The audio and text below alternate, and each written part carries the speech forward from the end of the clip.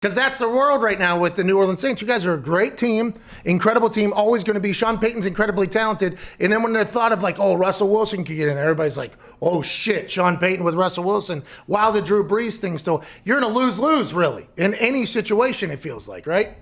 Right. I mean, we went 3-1 with Taysom. Hell, we went 5-0 with Teddy Bridgewater.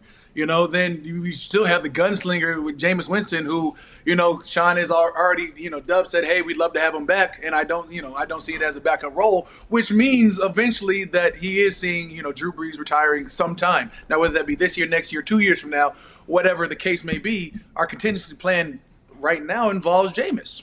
And so I can look at him and be like, hey, Jameis is a hell of a quarterback. We've seen him for 5 years over at Tampa, and now we got a year watching him, the way he worked, the way he practiced, the way he took the game from Drew and implemented some things, and knowing that he's already a 5,000-yard gunslinger in the National Football League, something that he don't have to prove. Now you've improved, as Marshawn would say, your mentals.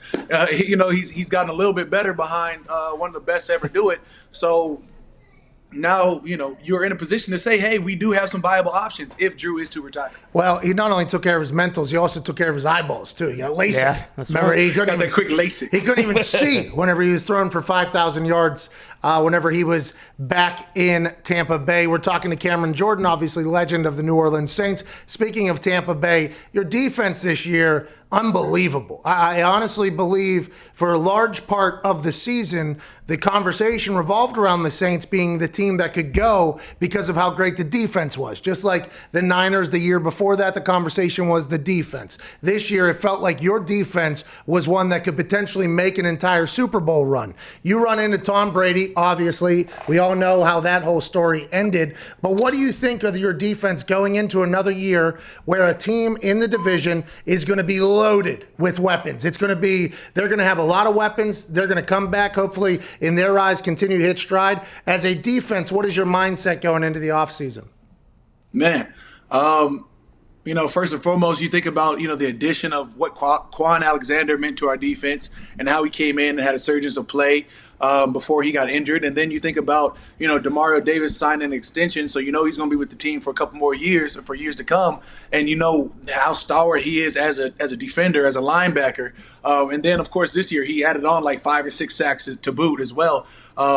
And then you talk about, how the defensive line really came up. You had David Onyemata, 6.5 sacks. You had Trey Henderson leading the team with 13.5, going crazy this year. And you love to see it happen. And then, of course, I'm on the other side, stopping the run, playing the pass, etc. But you talk about our secondary, who's special. You had Jack Rapp, you had Marshawn Lattimore, Marcus Williams, Malcolm Jenkins came in, and then you had C.D. Ducey, Chauncey Gardner-Johnson Jr., whatever.